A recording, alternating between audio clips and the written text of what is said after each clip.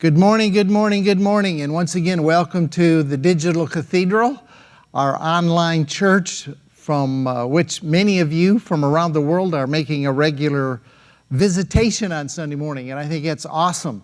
And those of you that aren't coming on a Sunday morning or viewing the video that we're doing on Sunday morning, you're catching up with us later in the week. I know some of you live in Australia, it's already Monday, so you're going to watch it either Monday or Tuesday. Those of you in the United States, of course, a lot of you are with me at 10 a.m. Central Standard Time. And if you have a good, solid Grace Church to go to and you want to pick us up at a later time, you can. Thank you for being with us. One of the greatest things that you can do to help us promote the Digital Cathedral and what we're doing online, specifically geared for an online community of people that maybe feel they don't have a place to worship, or they feel a little bit like you're an outcast, which this message tends to do sometimes. It leaves you on the outside of religion. And in many areas, I get messages from people that feel a little bit lonely, like they don't have a lot of friends. So we wanted to build a center of teaching and revelation where all of you would feel welcome to come and feel accepted. So feel free to make comments, get to know people. I think you might be surprised how many people actually live in maybe your region of the country or the city that you live in, and it's a matter now of trying to connect people, and this is a good place to get connected, all right? This morning I want to talk to you about the revelation of revelations. As Fred Sanford would say, this is the big one. If you can catch this morning, if you can hear this with spiritual ears, I think it has the potential of transforming your life, the lives of people that you come in contact with.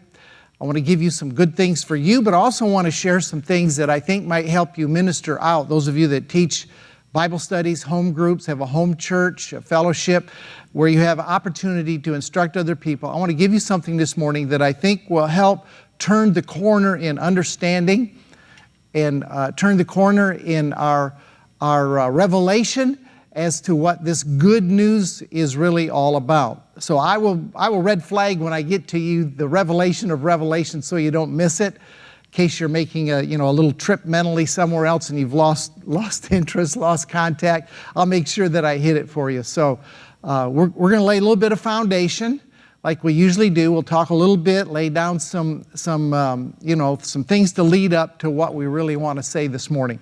I'd like to start over in Psalm 127. Psalm 127, I'm going to give you one verse of Scripture. One verse of Scripture, Psalm 127 and verse 1, we're talking about the revelation of revelations. David said this. David said, unless the Lord builds the house, they labor in vain who build it. Unless the Lord builds the house, they labor in vain who build it. Now you do understand from this passage of Scripture that you are the house that He's building.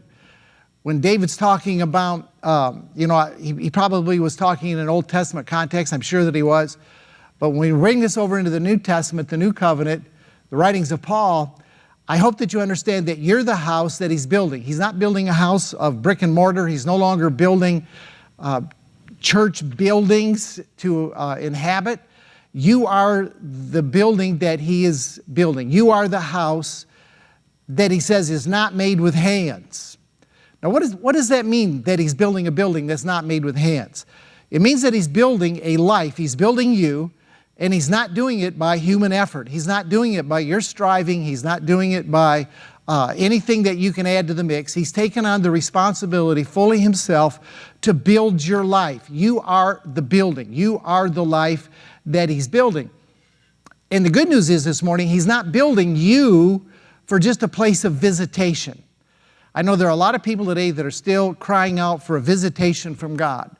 They form large prayer meetings, sometimes city gatherings, evangelical churches, charismatic Pentecostal churches. They all gather in large facilities and they cry out to God to come for a visitation. Well, I'm not under the impression that he's building a house for visitation. He's not looking for a place to stop by for an overnight visit, for a sleepover.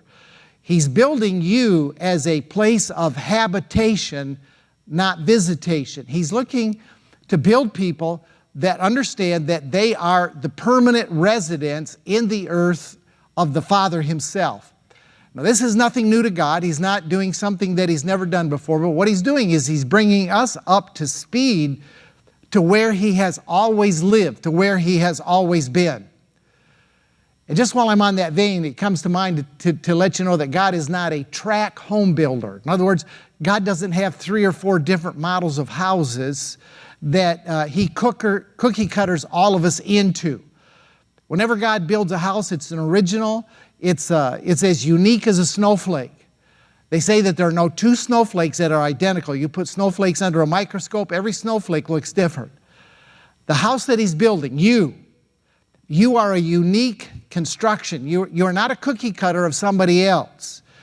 You're an original. You're a perfect design that He has made for His pleasure, for His purposes, and for your fulfillment. He has built you in such a way that if you understand the design that He's implemented into your life, this is what really gives your life meaning. You're an original. You're a perfect design. There's nobody else that's like you. Your personality, your temperaments, your emotions. I know we have a tendency to compare ourselves with other people. The Bible says that's not a wise thing to do. I want you to become very comfortable in your own skin. I want you to become comfortable with the understanding, the idea that God is building a house. He's building you. He's not building you to just come occasionally and visit. He's building you as a permanent residence. He lives 24/7 within the 4 walls, if I can say it that way, within the 4 walls of your humanity. There's nobody else like you. He's putting together a masterpiece. He looks at you and He looks and He says, this is the perfect design. You're the masterpiece. You are the apple of God's eye. He has constructed you in a way that He's totally pleased. Paul said it like this in Ephesians chapter 2 and verse 10. This has become one of my favorite verses of Scripture. Ephesians chapter 2 and verse 10 says that you are the workmanship of God. Think about that. You are the workmanship of God. Again, He's not a track home builder. He doesn't have 3 personality types, 3 physical types that He builds everybody into fit one of those types like a track home builder does. When He builds a house, it's unique. The design is perfect. And He's like an artist right now, and He's standing back, and you are God's workmanship, and He created you in Christ Jesus. That was always your permanent position. That is the permanent dwelling place that you have. It's in Him. Paul said that our life is hidden with Christ in God. He's done this miraculous job. He's like an artist. He's standing back right now and He has the brush.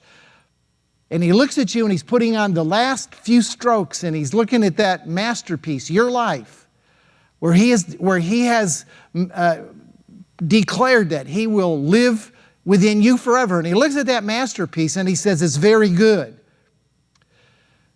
Now, the question is, if He's building the house, and we're not building the house, as David said, the Lord's building the house, and if we're trying to do it any other way than through His construction, we're laboring in vain. The question then becomes, how does He build the house? How does He do this? How does He construct it? How is He building your life? What process is He going through? And that's what we're going to discover this morning. First thing is to understand, fully realize, and accept that you are the house of God, that you are His habitation, that it's not the church building. You know, we used to think that had this crazy idea that God lived inside of a building somewhere. We would have to go down to the church many times to feel like we were close to God because we thought that's where God lived. Now we see the Spirit of truth has taught us that God doesn't dwell in a building. He doesn't dwell in a beautiful cathedral any more than He dwells in your life. And we need to understand it. That's the first step in getting to where I want to go this morning, which is the revelation of revelations. The first step is to understand that you are the dwelling place of God. He lives in you. In fact, in 1 Corinthians chapter 3 and verse 16, Paul says this. He said, don't you know that you are the temple of God? I mean, that's as clear as you can say it. You are the temple of God, listen, and that the Spirit of God dwells in you. So you're the temple, you're the house, you're the habitation, you are the church.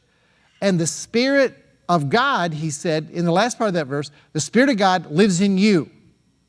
You just need to acknowledge that today. This is the first step in getting where we want to go, which is the revelation of revelations, which is going to solve, I think, probably 99% of the difficulties you face in life if you can grasp what I'm going to get to this morning.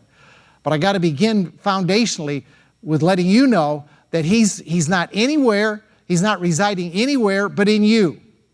And He takes great pleasure in dwelling in you. Paul said, don't you know, haven't you got an understanding yet that you're the temple of God, the Spirit of God dwells in you. So you have to become aware that He is not in a building, a brick and mortar building. He lives in you. Now, what we have become aware of, I think, those of us that have gotten a hold of grace and finished work of the cross, unconditional love, mercy that endures forever, those of us that have come into this place where we're walking in an intimate relationship with God, we have become aware that He is not building the house in some fashion. He's not building it, for example, by behavior modification. I think a lot of us have tried to build our house for years and years in religion by trying to modify our behavior, by trying to live in a way, in a lifestyle that would please Him. And we thought that if we could do that long enough, strong enough, and perfectly enough, then God would come and visit us and would at least be accessible to us. No, He's not building your life through behavior modification. He's also not building the building through correct doctrine.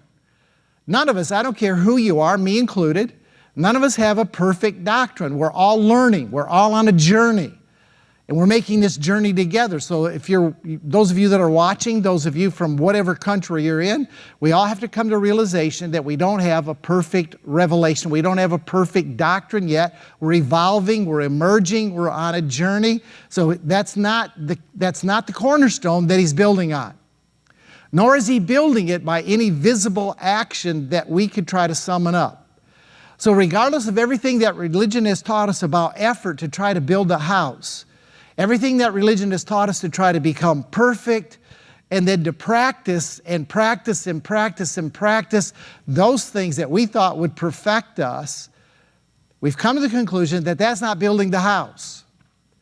And any of those ventures that you enter into, if they're not backed by a spiritual awareness from within, all we can expect is a limited, short-lived result from our emotions. Now you understand why a lot of us have lived lives that are up and down spiritually for years and years and years. And there are people that have been Christians 40 years, and they've done it 1 year for 40 times. They're no more mature than they were after they had been following Jesus 1 year. They've not progressed any. They've tried to learn some formulas, some steps, and they've practiced those over and over and over and over again to no avail, because it's been an outward demonstration. It's been an outward trying to build, and He's not building the house from the outside. He's building the house in you. The Spirit of God is in you. He's building the habitation. He's building the house. Listen to me. He's building it from the inside to the outside. And as He builds the house, as He builds you, and whenever I say house or habitation, building this morning, temple, know that I'm talking about your life. I want to just totally get the idea of the old brick and mortar church out of your head that He's building. He's not building great edifices for people to attend. He's building temples. He's building you. And Paul said, don't you know that you're the temple and that the Spirit of God lives in you? You don't have to go to a building to encounter the Spirit of God. The Spirit of God is in you. He's building you from within. And we tried for years and years to build us from without. We've tried to make the presentation good. We've tried to make the picture good. We've tried to make the way that our life looks perfect and sinless and all that stuff, thinking that we could somehow achieve the perfection that He was after. And we have failed miserably at that. It has left us feeling guilty and times condemned. It hasn't worked. So we come to the realization that unless we have a spiritual awareness from within as to what He's doing, we're laboring in vain. We're trying to do it with our own hands, our own skill set, our own knowledge, our own emotions. See, emotions will deliver it for a short period of time. Emotions will give you a release, an emotional release that makes you feel like you're making progress. But as soon as the emotions flame out, as soon as the emotions die down, as soon as something comes that discourages our emotions, then we find ourselves back in the same pit. And God's not building you that way. All right, so we're talking about building the house. We're talking about building it from the inside to the outside. Now let's look at Jesus for just a minute. In Matthew chapter 16, let's look at the life of Jesus and what Jesus had to say about the construction and the building. Matthew chapter 16, I'm going to read verses 16, 17, 18, and 19. All right, in verse 16, Matthew chapter 16, Jesus is with his disciples and he's asking the guys, who do people say I am? So in verse 16, Peter answered and said, you are the Christ, the Son of the living God. Now we're talking about construction here. Jesus answered and said to him, blessed are you, Simon Bar-Jonah, for flesh and blood has not revealed that to you. It didn't come from the outside. He said, but my Father who is in heaven revealed that to you. The Father that is within has revealed this to you.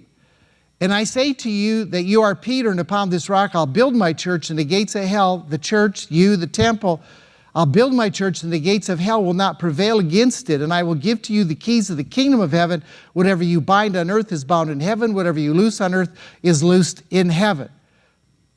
So Jesus is looking at these guys, and he says, who do men say by appearance that I am? Who does it look like?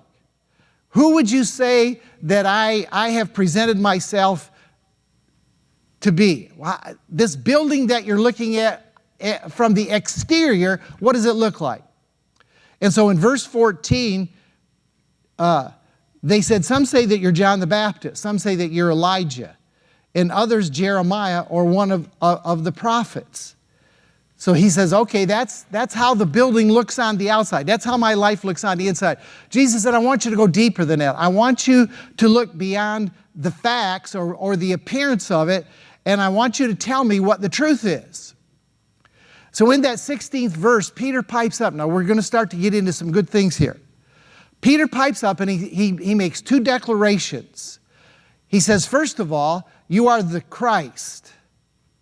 You are the Christ. Declaration 1. Second declaration, he says, you are the Son of the living God. So he's looking at Jesus not by outward appearance, because the way he functions, the way he looks, the way he acts, the way he ministers, it looks like John the Baptist, Elijah, Jeremiah, one of the prophets. But when you get past the appearance, when you start to look inside of this building, this habitation, Jesus, Peter gets it and he says, you are the Christ. Now there's an important distinction he's making here between Christ and Jesus that we haven't made very much in the church, and I want to make that distinction this morning for you. The Christ is the eternal Spirit that was always present with the Father. The Christ was the creative force by which everything was created that ever was created. So Peter is acknowledging first that Jesus was an eternal Spirit. That was his building, that was his habitation. Second thing, he says that you are the Son of God. Now that shows the flesh representation, the man form that was built, the temple that was built to contain and to fully display the Christ, the eternal Spirit. Do you see what the Father did here? The Father built the temple, Jesus, and he built the temple, Jesus, the habitation, Jesus, to contain the eternal Spirit, the Christ, the one that had always been coexistent with the Father, the creative force of the universe. He built this temple, he built this life to contain something that was greater than the life. The man form was built, and you've got to get this because this is going to relate to you, because as he is, so are we in this world. This man form was built to fully display the real being, the Christ. So the Jesus house was built to contain the fullness of God. In fact, Paul said in Colossians chapter 2 and verse 9, he says that in Jesus, the man, the building, the temple, in this temple, listen, dwelt the fullness, the entirety of the Godhead bodily. Now there's a tremendous insight as to your life right there. In your flesh form, in you, he has made a place that appears, kind of like everybody else. But you're not like everybody else. He built you to be a container. And after that 9th verse, when he says that Jesus is the fullness of the Godhead in bodily form, then in the 10th verse, the next verse, he says, and you, Mr. Temple, Mr. Church, you are complete in Him. As He is, so are you in this present world. So He has built you. He has built your appearance. You might look like John the Baptist, Elijah, Jeremiah. You might look like Billy Bob, Susie, or Fred, whoever. But that's not really who you are. You are the Son of God in flesh appearance form that He has constructed to contain the fullness of the Godhead bodily and to put that then on display. That's what He's teaching us now, how to release and how to bring to full view of humanity. John chapter 1 verse 16 says that of His fullness we have all received.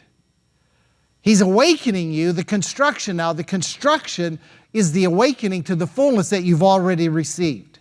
So now here's the problem. Here's the problem. The world has hypnotized us into thinking that we are nothing but a mere man. The world has mesmerized us into thinking that we are just a John the Baptist or a Jeremiah or Elijah type. And through the generations, religion has dulled our senses and mesmerized us until we have forgotten actually who we are. We've had amnesia. We can't remember because no one has reminded us and no one has taught us. How did Jesus then say that the house would be built? Remember, it's not built with hands. It's not built by effort. It's not built by correct doctrine. It's not built by any works or actions that you want to do. How did Jesus say it would be built? Well, let's come back to this Matthew chapter 16, verse 16. Simon answered, said, "You're Christ, the Son of the living God." Now here Jesus says this, verse 17. He said, "Blessed are you, Simon Bar-Jonah, for flesh and blood has not revealed that to you, but the revelation, that which you did not see with natural eyes, came from my Father which is in heaven." So again, he said, Peter, there has been something built into you, not from the outside in. Flesh and blood didn't give it to you. 5 senses didn't perceive it. You didn't learn this from reading a book. He said, my Father which is in heaven, He put this into you. So he says, Peter, this has been built into you from the inside out, and now you're seeing with the eyes of your spirit things you never saw before. Now, there could be periods of time in your life that it's not visible on the outside what's going on in the inside of your life. Did you catch that? I want to encourage you for just a minute. There are going to be long periods of your life when there does not appear to be anything going on externally in your life. What's going on externally does not reflect all of the truth, the revelation, everything that God is building into you eternally. So I want to suggest to you today, this morning, that there's a whole lot more going on inside of you, thank God, than what may appear to be going on the outside.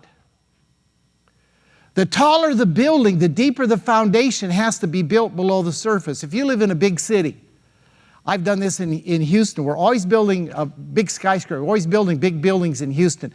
And I've gone downtown before, and I have seen where they're building a building, they always put the black canvas all around the construction side of the building. If you ever have an opportunity, you need to go over and kind of peek through one of the cracks in the canvas or the plastic, whatever they're using to shield off from public view what is going on. And what you'll see, if you look in there, you'll see that this foundation for this tall building is being laid. And the taller the building is going to be, the bigger the structure, the more dynamic it's going to be, the deeper the foundation has to go. Now on the surface, it doesn't look like there's any building going on. Nothing is happening. Yeah, a lot is going on below the surface.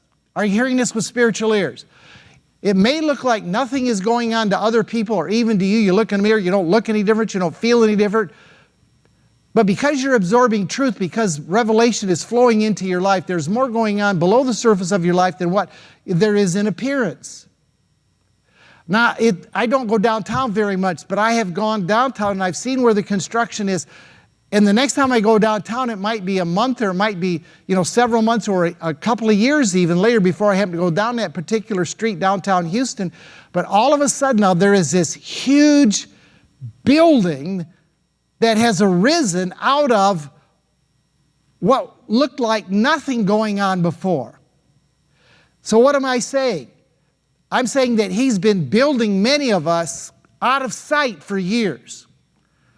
It's all the construction is going on inside. He's putting the foundation down. He's building you. He's tweaking you. And one day, all of a sudden, man, you just come out of nowhere and you appear. This is the pattern that God works on. Jesus, Moses, Paul, David, they were all built out of sight in the desert by revelation. All the construction took place on the inside of them. Oh man, this is so good. All of the construction took place on the inside of them before they ever appeared to anybody. Don't get discouraged this morning. If it looks like in your life nothing is going on, that no one is recognizing what God is doing in your life, if every person you talk to rebuffs you because externally you don't have it together, let me encourage you this morning, there is a building that is being laid. The foundation is going deep. And Jesus said, Simon Bar-Jonah, I'm building this building by revelation. The Father showed it to you. But for him to build the building, he pulls you totally out of sight. He pulls you over to where nobody sees what's going on. In fact, in Luke chapter 1 and verse 80, we see the pattern laid down so well. Speaking about John the Baptist, Jesus said this, so the child grew and became strong in spirit, inside. Inside. The building was going on inside. Did John the Baptist look different than any other teenager or 20-something? No, he absolutely did not. Watch. He grew strong in spirit and he was in the desert. He was in the desert, the pattern of Jesus, David, Moses, the desert, the dry place, the place where it looks like nothing is going on, that's the place of construction. It says he was out in the desert. He continued to grow strong in spirit until the day of his manifestation to Israel. So he underwent a lot of construction, not made by hands, till the day of his manifestation, and he was a tall building. How tall was this building, John the Baptist? Jesus said in Matthew chapter 11:11, he said about John the Baptist, he says, there has never been a greater prophet born unto men. There's never been a greater man, a greater prophet that walked the earth than John the Baptist. So as this inner construction, this house not made with hands, this dwelling place of God begins to rise up in visibility, you're going to know it yourself. You're going to get a witness on the inside from what Jesus said back in Matthew chapter 16. Come back there with me. We go walking through this thing in Matthew chapter 16. Here's how you're going to know that the construction is beginning to take place. He said to Peter, he said, I want to tell you, Peter, that it's upon this rock I'm going to build my church, and the gates of hell will not prevail against it. Now the rock, there's been a lot of people that have thought Peter, the Catholic Church thinks Peter's the rock. No, Peter's not the rock. The Catholic Church says that Peter was the first pope. Okay, so what? That's not the rock. That's not the rock he's talking about. The rock that he builds on is not Peter. Peter is not the foundation. Peter is not the building block of your life. The building block is the revelation that Peter saw. What he didn't see with his natural eyes, he began to see with the single eye of his spirit, and he said, Thou art the Christ, the Son of the living God. So when it comes time for you to begin to really manifest, all this work has been going on inside. He's maturing you. He's nurturing you. He's bringing great things out in your life. Nobody sees it. Nobody recognizes it. Nobody gives you any place. Nobody's calling you to teach. Nobody's calling you to minister. Nobody's asking you what's going on in your life. And it becomes frustrating because you look at your life and you see the changes. And all of a sudden, the witness comes and you begin to see what you never saw before. And when you get revelation, man, the beautiful part, the powerful part of Him building your life from within is what happens in your life You begin to get this settledness and this peace that makes you unshakable. And that has to arise, because when you appear as John the Baptist appeared, or you appear as Jesus or Moses, when the Christ that is within you begins to explode out, you have to have a peace and a settledness because of the pushback that you'll receive from religion. So Jesus gave us tremendous insight on building your life as a habitation. The habitation of the Father that is built on revelation. In Matthew chapter 7, Jesus gives us tremendous insight. In Matthew chapter 7, and I hope you're following along with these scriptures, or at least writing them down, and you can look at them later. I know that probably most of you online don't have your Bible in front of you, and I understand that. But write these down. Matthew chapter 7, verse 24 to 29. Here's a key that Jesus said in his 24th verse. He said, "Therefore, whosoever hears these sayings of mine and does them, I will liken him to a wise man that builds his house, his life, on a rock." What did Jesus say? He said, the guy that hears what I'm saying to him, he's not talking about reading the Bible here. He's talking about a man who hears what I say to him. The man that catches the revelation that you need at that time for your life. And then you follow through, you do it, you obey it. You walk in step with it. He said he's like a man that builds his life on a rock. That revelation that comes through the saying of Jesus to you, build your house on a rock. And he goes on through that passage, and you know it, and he says that when the rains come, the storms blow, which they do in life. All kinds of junk comes from outside. Jesus said that life that is built on revelation through what I say to them, personally, he said that house will not fall. It'll stand, it'll withstand anything that comes from the outside. So the building blocks, plural, the blocks, are the sayings of what Jesus says to you. Now there is a building block of building blocks that rises up. And this is what I wanted to get to. There is a revelation of revelation that we have got to raise our consciousness to. It's 6 words. 6 words. This, if you get this one revelation, and this becomes the word, and I'm believing it is going to be, the word of Jesus to you and to you and to you and to you and to you this morning, personally, it's going to change your life. Here's the revelation. John chapter 10 and verse 30, Jesus said 6 words. He said, "The Father and I are one." Did you get it? The Father and you this morning are one. You have visible needs. You have visible problems and fears. I devil dog dare you this morning to meditate on you and the Father are one, until it floods your consciousness, until it upends your mind, until that becomes His life is your life. See, the Father is the health of your life as you. The Father is the wealth of your life as you. You and the Father are one. Everything that Jesus did, everything in His entire ministry, His entire life was built. It sprang out of that one revelation. There was a 24/7 awareness. There was a 24-hour oneness that Jesus lived out of perpetually. So there's no more this God in heaven and you here. All right? There's no more that duality. There's no more two. Jesus said, "The Father and I are one. As He is, so are you in this world." But now this is not a normal way of thinking, so you're going to have to change the way that you think. There's no more God out there and you here.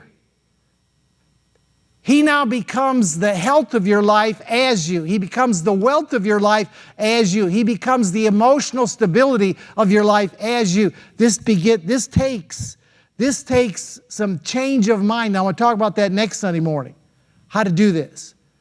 I'm laying it down this morning for you to begin to think about and contemplate. If you really believe that, if you believe that you and the Father are one, and you, wherever you're at this morning, riding in your car, listening on your iPhone or home front of the computer, I want you to just confess that with me a couple times. The Father and I are one. The Father and I are one. No separation, no two, one. The Father and I are one. Now, if you believe that, if that's a revelation, now listen to me carefully. Set your coffee down. If that's a revelation to you this morning, then there's no more asking the Father to get for you. There's no more asking the Father for you to become something. There's no more asking the Father for you to have something, to achieve something. There's no more of this welcoming His presence business. There's no more gathering of prayer meetings to invoke a God out there to come here, because we've come to the revelation that the Father and I are one. You don't have to ask Him for anything. You don't have to beg Him for anything. You don't have to try to become something, because you are now as He is and He is as you are. He is now living His life as your life. That was the secret of everything that Jesus did. Everything that Jesus did, every miracle came out of this awareness, this transcendent consciousness that the Father and I are one. So rightly speaking this morning, there is not God and you,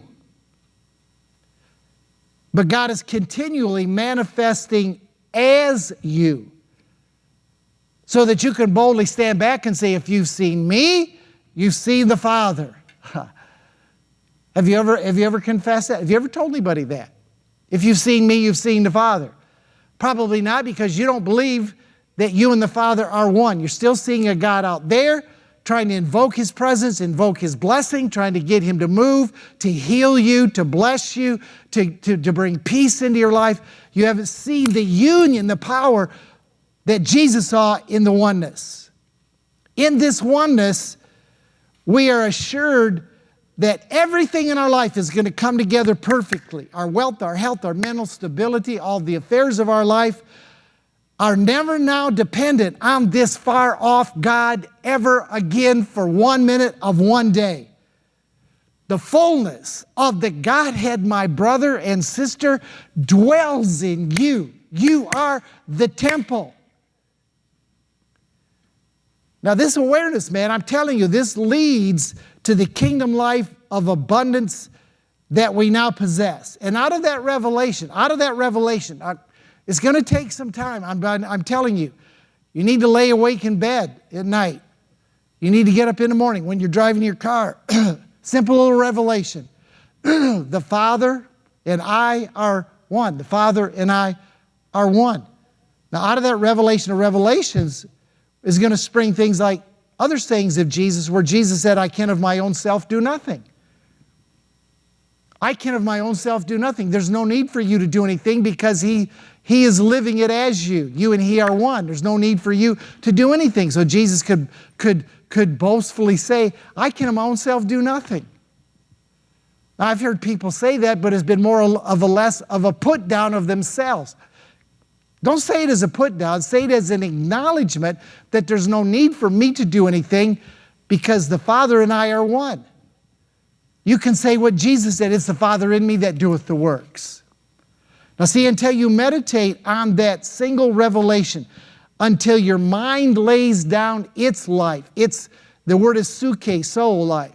Many times when Jesus said that you have to give up your life to follow Him, He's not talking about your physical life. The word for life there is the word suke. We get the word soul or self, ego.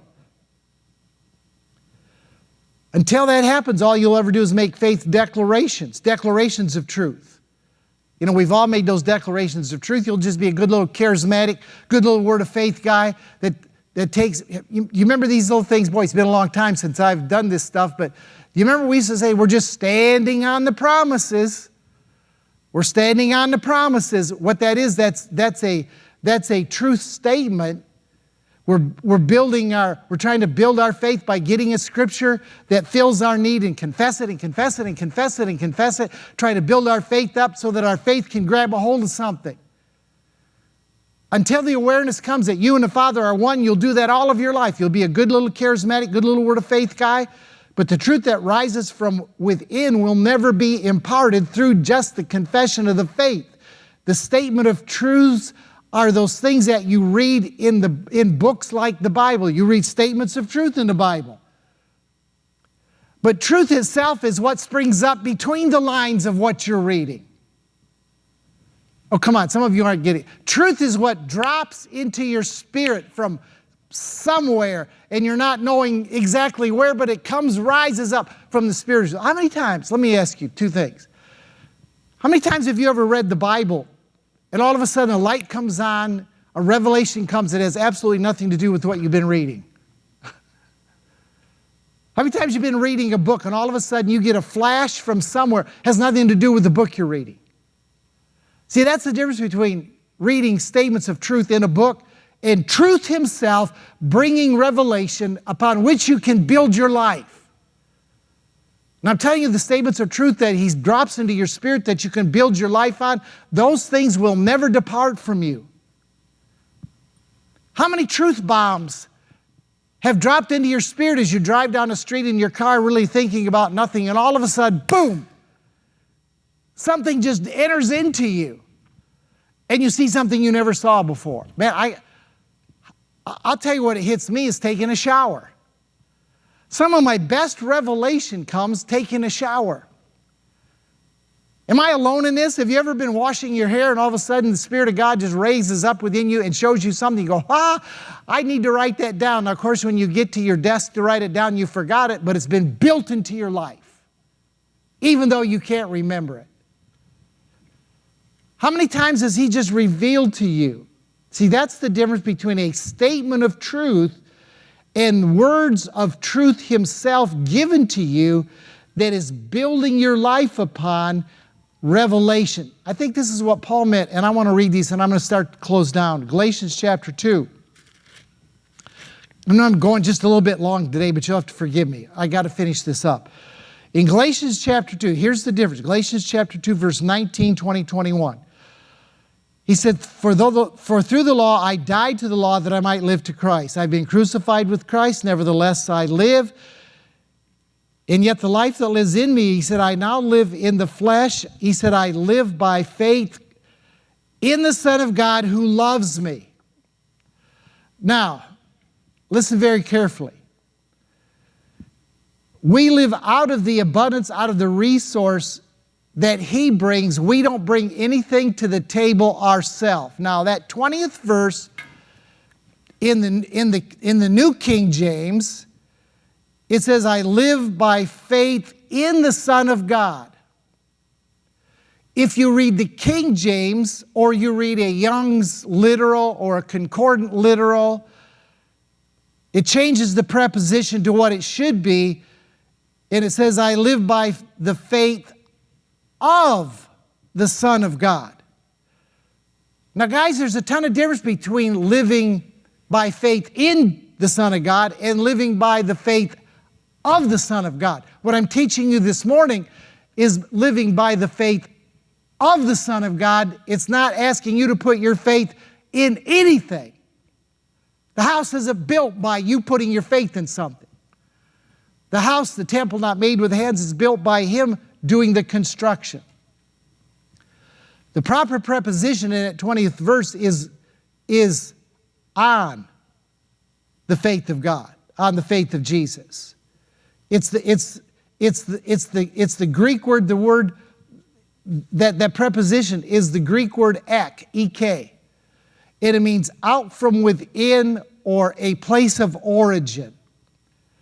See, when you live by having faith in the Son of God, it's talking what you must do. When it talks, as it rightfully does, living out of the faith of God or living by the faith of the Son of God, it's talking about what He does or what He's done. So listen, this house that He's building, this house that is constructed by revelation of knowing that you and the Father are one, is living out from His faith. His faith is what produces the life. We're living out from within. We're living from the place of origin of our faith, which is in Him. It's His faith that opens our eyes. It's His faith that quickens us. It's His faith that builds the house. Jesus said in John 14:20, in that day you'll know that I'm in the Father and that you're in me and I'm in you. That day was 2,000 years ago, that day that we should know. Now we're just awakening to that truth. So let me just say this in conclusion. The day of us just confessing truth by making faith declarations to psych ourselves up, to build a house by our own two hands, our faith, those days are over. The day of truth Himself rising up from within, bringing revelation. The revelation of revelations that the Father and I are one, that day is here. So your days of walking as just a mere human, as John the Baptist, Elijah, Jeremiah, they're done. The days, oh my goodness, I hate to leave you on this, but I'm dropping the bomb. The days of you living as the Christ, the eternal Spirit, always present with God from before time and always will be. Those days are here. And He's building your life through the revelation of who you are, the Christed one, on full display in flesh form to show the goodness and the love and the power of the Father, even as Jesus did. All right, I think that's enough for today. Next Sunday morning, I want to talk to you about how we get this mind that Christ had. We're going to do some repenting next week. I'll tell you up front. We'll take this on Wednesday night. We'll go a little bit deeper with it. If you haven't been with me on Wednesday, just go over to my Facebook page, 8 o'clock Central Time, and we'll go over this message again. We'll bring out some ideas and some points that we didn't this morning. So much to uncover this. I hope this message ministered truth and liberty to your life. Thank you for being with me. Thank you for supporting the ministry. Thank you for praying for us. And let's continue to make this journey together in Jesus' name. All right, see you next time.